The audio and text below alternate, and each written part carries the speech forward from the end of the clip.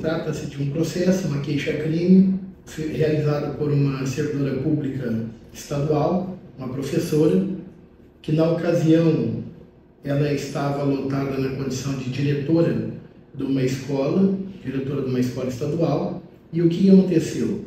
Nessa condição de diretora dessa escola estadual, em razão da sua função pública, por ocasião da necessidade de revisão das matrículas dos alunos para o ano seguinte, a querelada deixou que passasse o prazo para fazer a rematrícula do seu filho na escola estadual. Vários avisos foram encaminhados por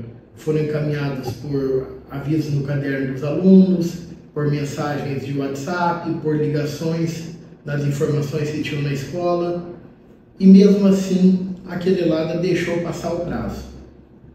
Quando esse prazo se exauriu e não havia mais condições de fazer a matrícula do seu filho, ela foi até a escola para ter com a querelante. Não a encontrando, na parte da tarde, por volta das 3 horas da tarde, numa ligação telefônica, ela se dirigiu à querelante de maneira extremamente ofensiva e incidindo, sem dúvida alguma, na modalidade de injúria contra a pessoa idosa e também em razão da sua função pública. Injúria qualificada, portanto.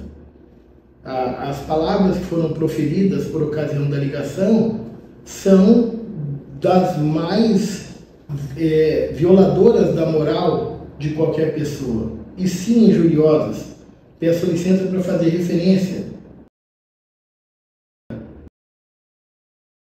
Aí trabalham um bando de preguiçosos, não gostam de trabalhar, você é uma preguiçosa, não dá conta de fazer mais nada, devia estar aposentada, entre outras afirmações. Trata-se de uma professora, na ocasião diretora da escola estadual, com uma vida na educação, uma vida como professora na área de educação, e hoje já aposentada. Desde a propositura desse processo, ela já está aposentada. Uma dificuldade pelo trâmite processual, a inerência do processo, as dificuldades do processo como um todo. Todavia, excelências, por ocasião do julgamento, o insigne juiz Ocó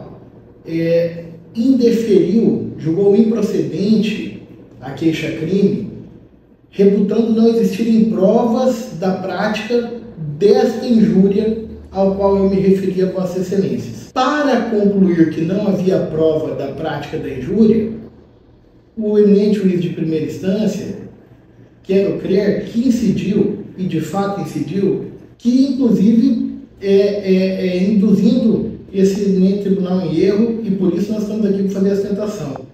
A conclusão do juízo foi que era pouco plausível, peço licença para fazer referência à sentença, é pouco plausível que a testemunha da querelante tenha ouvido todas as ofensas apenas por estar perto dela no cômodo, já que a querelante trouxe uma testemunha, a secretária acadêmica, que estava com ela na escola por ocasião em que receberam a ligação.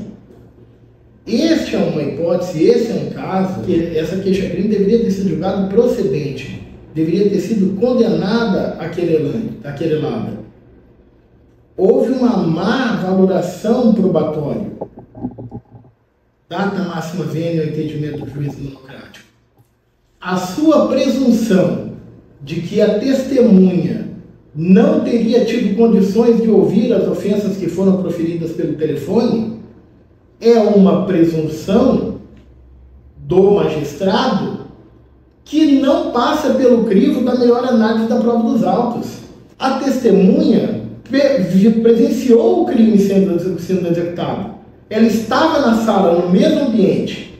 Embora o telefone não possua a funcionalidade de viva voz, o cenário do trabalho de uma secretaria, que é um ambiente que se sabe, pela luz do que ordinariamente acontece, é um ambiente silencioso, por naturalidade, é totalmente plausível que a testemunha ouvida durante a instrução a testemunha trazida pelo querelante, é totalmente plausível que ela se aproxime do telefone e escute que foi o que ela afirmou que fez e que foi o que ela afirmou que ouviu.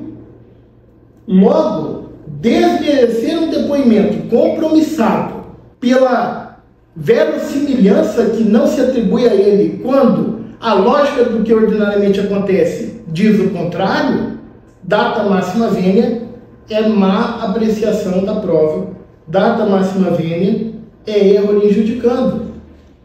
É comum, excelências, na ordem do que naturalmente acontece, que quando você tem alguém sendo ofendido ao telefone, as pessoas que estão perto se solidarizem e fiquem em silêncio. E a querelada gritava ao telefone. E esses aparelhos, eles têm a capacidade de reverberar para além de quem está com ele próximo ao ouvido, para quem chega perto e escuta junto. É totalmente plausível a afirmação e desmerece a conclusão monocrática. E deixou claro, a testemunha compromissada deixou claro, peço vênia para fazer referência ao que disse a testemunha. Nós duas escutamos a ligação. Olha o que disse a testemunha compromissada em juízo. Chamou a preguiçosa, que o funcionário público não gosta de trabalhar. Ela afirmou que ouviu. A testemunha que o juiz entendeu que não teria como ter ouvido, disse que ouviu. Como então, excelências, desmerecer um depoimento compromissado que faz a prova do fato típico por uma mera presunção? Que quando não há, e isso é muito importante colocar, a querelada nunca compareceu nos autos. Foi defendida pela Defensoria Pública. Nunca demonstrou qualquer apreço pela justiça ou preocupação sequer de vir para se retratar do ato que ela cometeu. Ela não produziu uma prova capaz de colocar, ao menos infirmar qualquer juízo de dúvida sobre ter praticado o ato. A prática do ato convalidado pela testemunha ouvida em juízo é indene e não se justifica que se o desmereça para fim de julgar improcedente a queixa-crime, sob pena de estar se malferindo o primado que é objeto da justiça, de não permitir que uma professora que dedicou sua vida à educação, agora já aposentada, que uma professora já aposentada, que só veio à justiça porque foi muito ofendida, excelências.